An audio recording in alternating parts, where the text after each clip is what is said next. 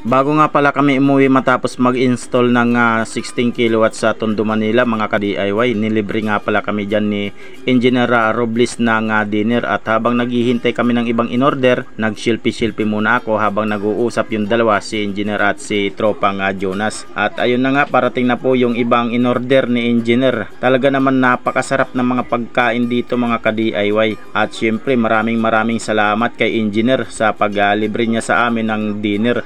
At talagang tamang-tama, gutom na kami. At iyan na nga, dumating na nga ang ibang mga in-order.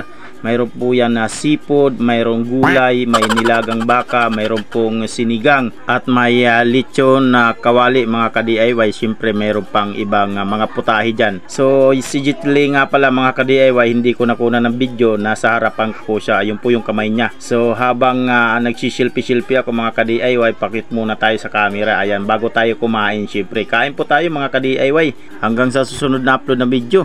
Maraming salamat po mga ka-DIY.